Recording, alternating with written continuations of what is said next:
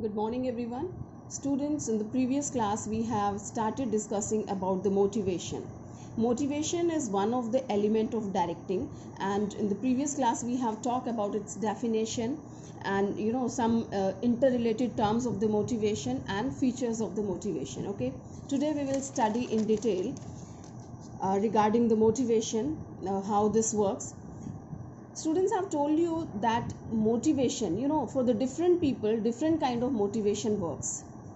To provide food, shelter and clothing may be the motivation for one category of the employees, but quite possible that this category doesn't work for the another one. Okay, so for motivating the people we have to find out their needs, we have to identify their needs and their requirement. Okay, so the motivators, we can have the different motivators for the different kind of employees, right?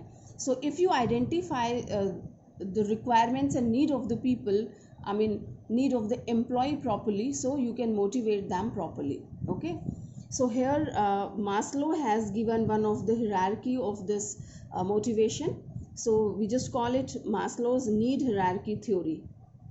So here they have explained it. Motivation is a psychological phenomenon and the needs of employee play a very important role in this. And to understand the needs of the human being, we have to learn this theory. So first it is talking about the psychological needs. Students, these are the basic requirements. You must have listened about the roti, kapda and makan. These are the basic requirements, and we can say these are the psychological needs of the people, psychological needs of the employee. Fine. So this comes on the top priority. Everyone wants to satisfy their psychological needs first. Okay, if once satisfy this need, then they can think further for the safety, security and all, right? So basically everyone wants to satisfy these needs first. So let me read it out for you. How do they explain? These needs include basic requirements for survival and maintenance of human life. The common psychological needs are food, shelter and clothing.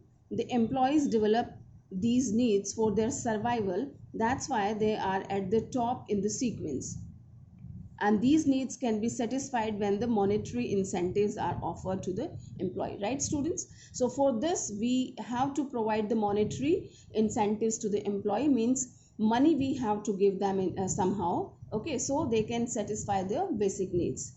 So this is on the top priority, psychological needs. Next one is your safety and security needs.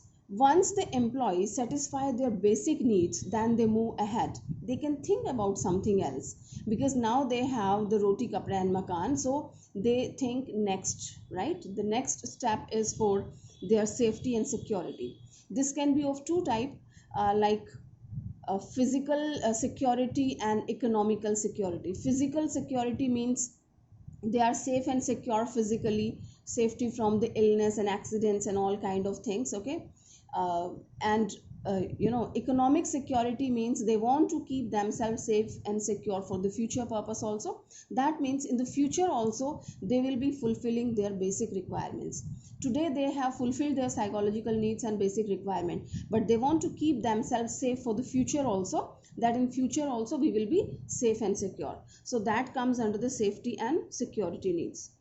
So here it is explaining, people start thinking about their future as they want to secure their future by making sure that in future also they continue to satisfy their psychological needs. And they have explained in the same way physical security and economic security. Fine. Next step, I mean the third one is your social needs, affiliation, or you can say belonging needs. Once you have satisfied your basic requirements and your safety and security, well, now you think further, you go ahead and you want to satisfy your social needs. You want to be recognized in the society, and certain social requirements you have to fulfill. Okay, like it means needs for love, affection, this is companionship, friendship, etc. Once the people satisfy their psychological and safety needs, then the social need becomes more active, and to fulfill the social needs the managers prefer teamwork, they arrange formal and informal get-togethers so that employees can develop their social relationship. Right, students? Means social needs means human being. We generally say that human being is a social animal, right? Means we have a society and we have to mix up with the people, we have to talk with them, and certain relations we have to perform with them, right? So these kind of requirements has been fulfilled. uh, this works as a motivator. You are providing them chance to get together, to meet each other. Okay, so these kind of requirements are fulfilled under this. Okay, so first was the psychological needs, then safety and security needs. Here it was social needs and belonging needs. Next comes the esteem needs. Once you have satisfied your social requirements, okay, then you think about your certain requirements. One step ahead you move, that is esteem needs. Means you want the recognition in the society, you want your self respect, you want respect from others. Okay, so that comes, all these things comes under your esteem needs. These needs are related to the respect and recognition. When the above three needs are satisfied, then people start demanding respect for themselves in a group. Okay, self respect is one thing, and they expect respect from rest of the people. They expect respect from their peer in the peer group, and the workplace wherever they are working. Okay, so this need is more common in higher level employees. Esteem needs can be satisfied through non-monetary incentives. Very soon we will study about the monetary and non-monetary incentives. So monetary incentives means you are getting in money, and you know your requirement, you have fulfilled your certain things which you need in your daily life. Psychological satisfaction, for your social satisfaction, all these things you can buy from the money. But this esteem need can't be fulfilled by the money. You want respect, you want to be recognized in the society, so this needs non financial incentives. Okay, next is your self actualization needs. This need refer to realizing or reaching to the aim of your life. Some people, they decide the aim of their life. This I want to achieve in my life. Fine, this is something different from rest of the things. Here you have fulfilled your different kind of requirements, and at the end you have fulfilled your esteem needs also. Okay, but this is your self actualization needs. Here you want to satisfy yourself, your aim, your goal of the life which you have decided, that you want to satisfy. So this means satisfaction of his actualization needs. It means your self growth, your self fulfillment and achievements of the goal, right? So this can be different for the different people. So they have to identify what kind of goal you have, and they have to motivate you accordingly. This we have already discussed in the starting of this chapter. The different people can have the different kind of requirements, so we have the different motivator. Okay, so we have to identify which person, what is the goal of the different persons, right? So we provide the things accordingly. So here these were the hierarchy which is given by Maslow. So the name was Maslow's need hierarchy theory.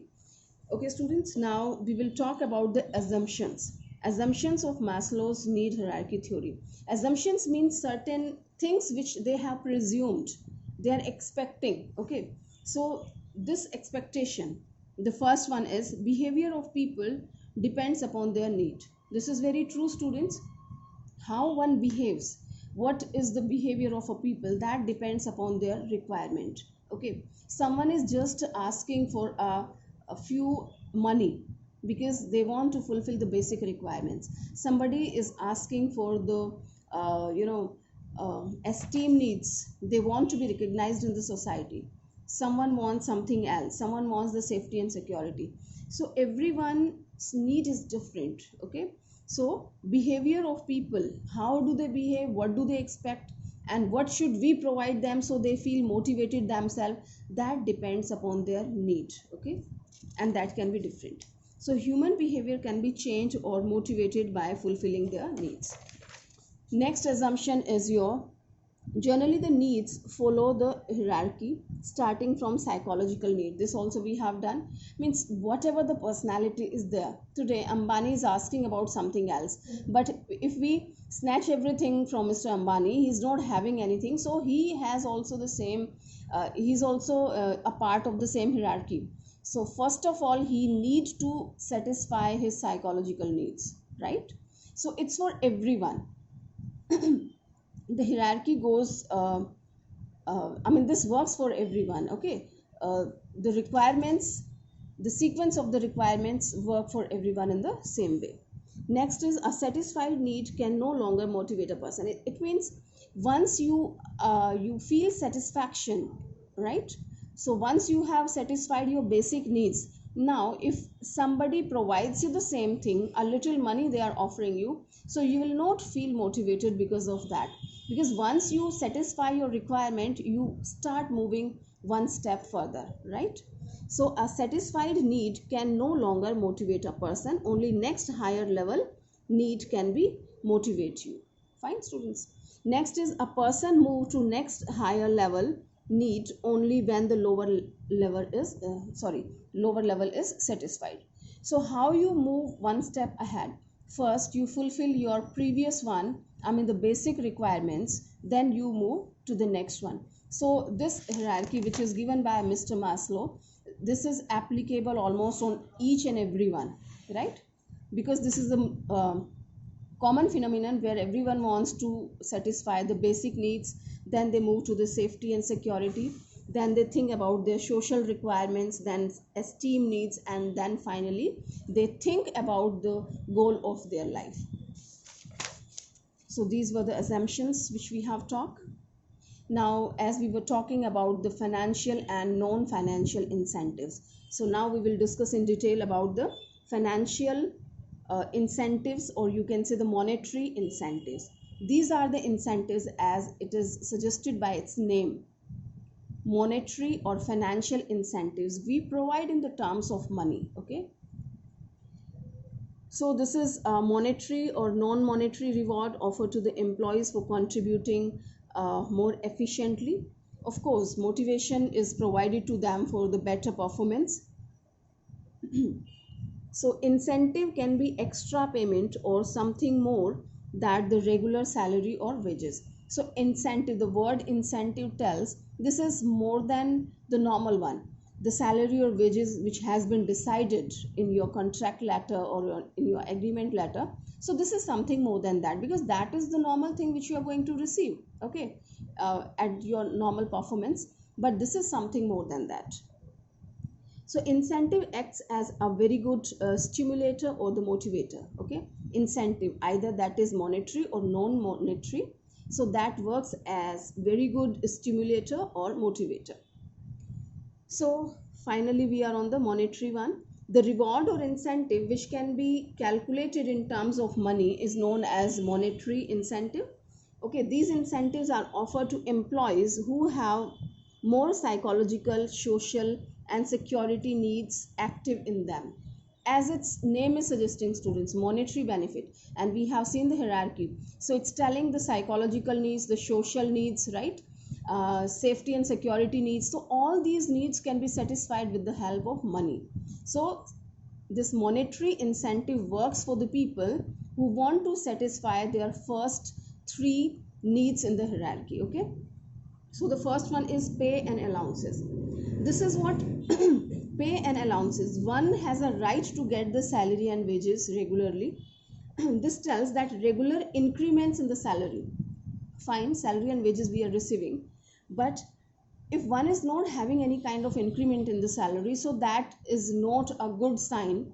This doesn't motivate an employee anymore, okay? So we have to provide the increment time to time.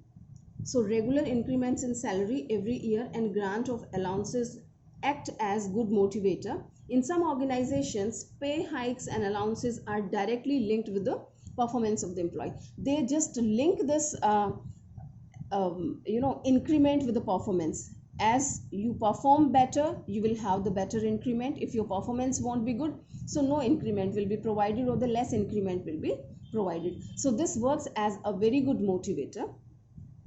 So to get increment and allowance, employees perform to their best ability. Fine. Next one is your profit sharing. Students, here, as its name is guiding you, profit sharing. Generally, organizations, the owner is getting the whole profit, but here they offer the employees, if you perform better, we will provide you a share in the profit. Means in the companies, you have studied very well that we divide the whole capital in small parts, that is termed as shares. So they may allot a few shares to your employee. Okay, so they have a profit sharing in the whole profit of the organization. Well, this also works as a motivator. Means if you perform better, so we provide you this much percentage of the share or this much share on your performance. So when one has a share of any company, that means they became the owner and they are participating in the profit sharing. Okay, so let me read it for you. The organizations offer share in the profit to the employees as a common incentive for encouraging the employees for working efficiently. Under profit sharing schemes, generally the companies fix a percentage of profit, and if the profit exceeds that percentage, then the surplus profit is distributed among the employees. It encourages the employee to work efficiently to increase the profit of the company so that they can get share in the profit. Well, they have taken different example. They have taken it profit sharing, means they decide a limit. If I cross this limit, suppose 5 lakh rupees I have decided as a very good profit for my company, and I have calculated if I earn more than 5 lakh rupees, so the extra amount I give a percentage of that profit to my employees. So everyone try to achieve that goal. Okay, means they work hard and they try this much that profits should exceed 5 lakh rupees, because they have incentive after 5 lakh rupees. So this is also one of the good motivator. So that way they share the profits, right? Now, co-partnership or stock option. This I have explained just before. They have taken this example over here, that they are participating in the shares, right? And they became the owner.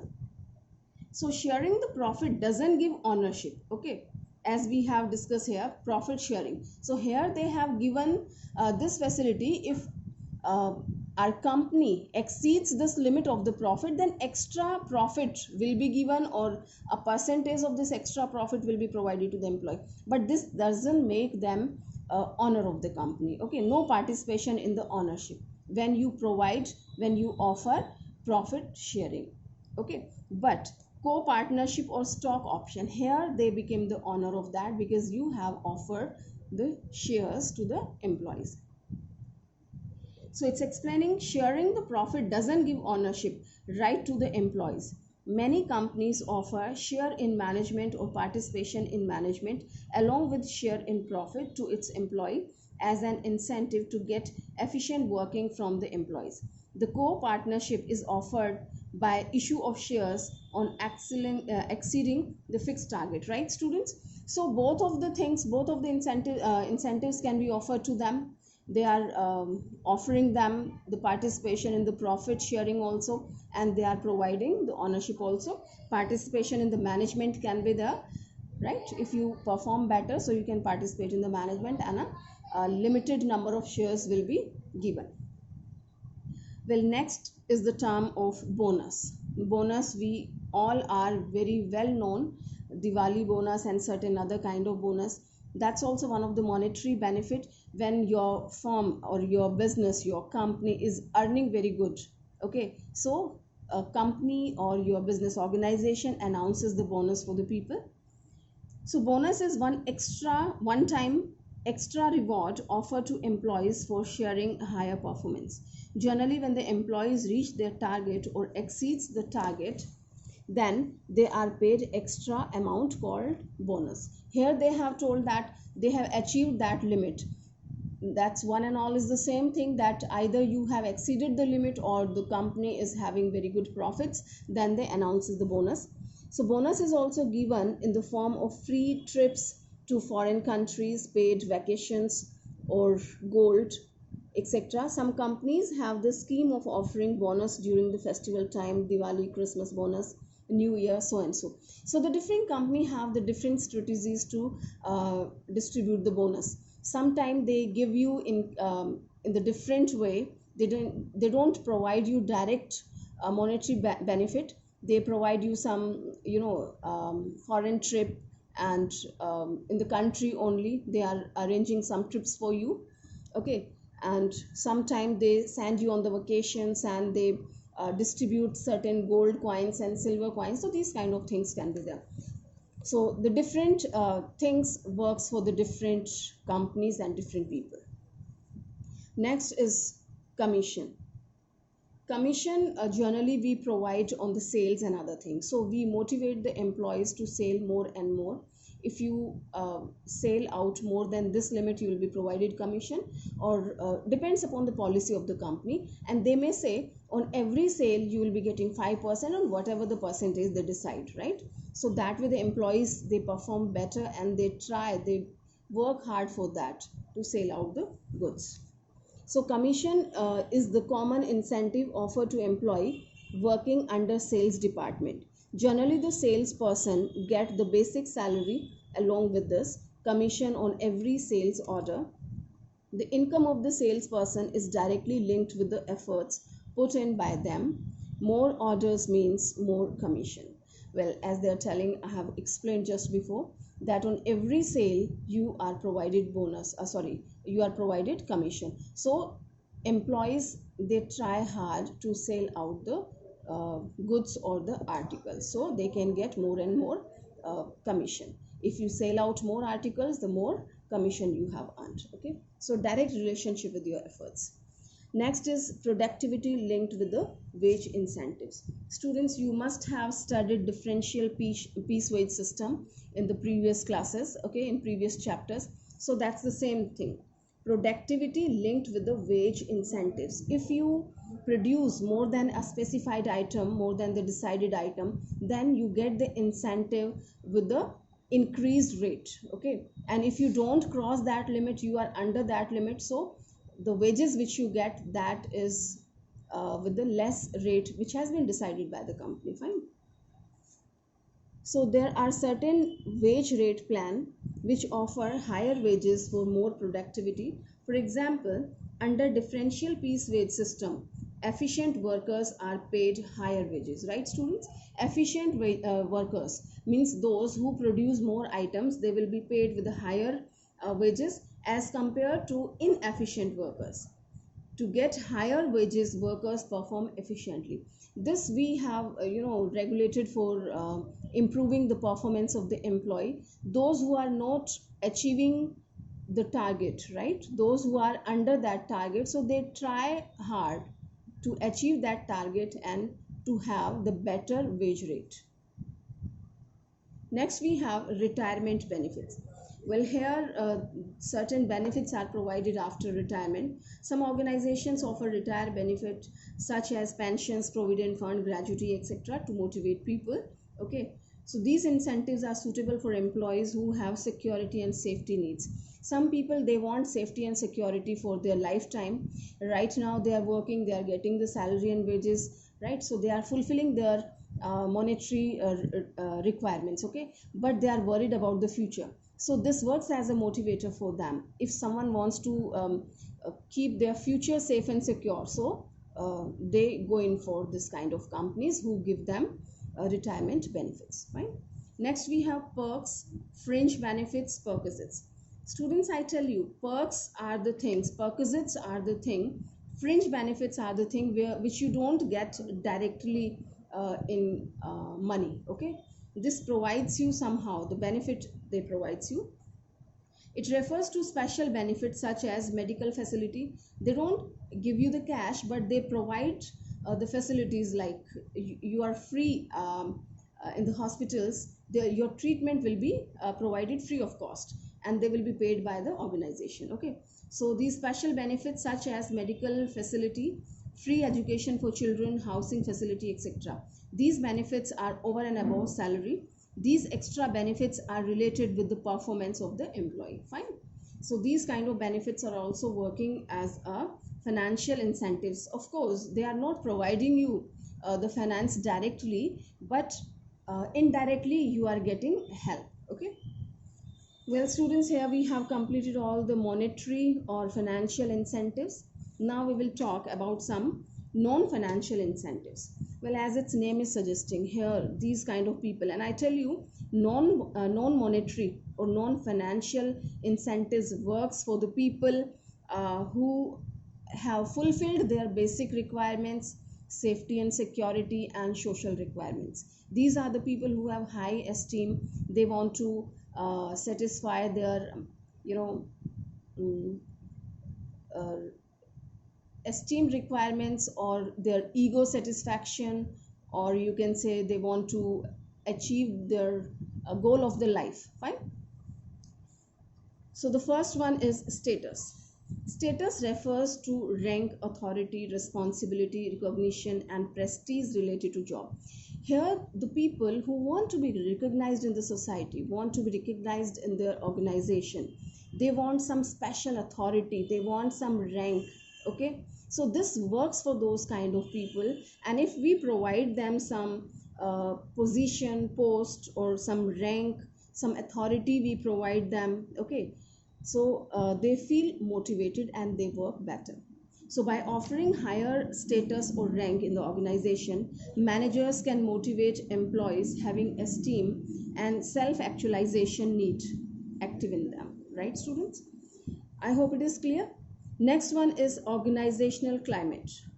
It refers to relations between superior and subordinates. These are the characteristics which describe an organization.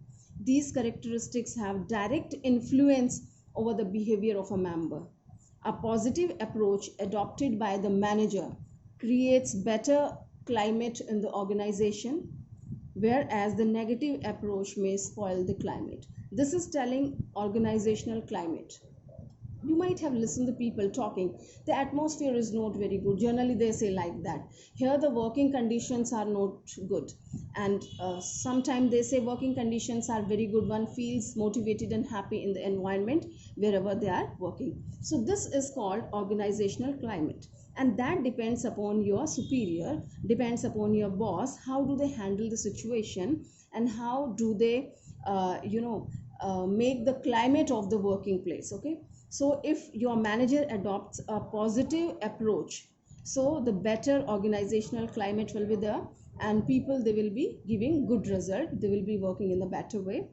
And apart from this negative approach, if the behavior of the manager is not good and he doesn't, of course, good behavior is including so many things, and where we talk about the negative approach, it is also including so many things. So if your manager is having the negative approach, so the climate of the working place won't be good, and that gives the adverse effect. Next we have career advancement.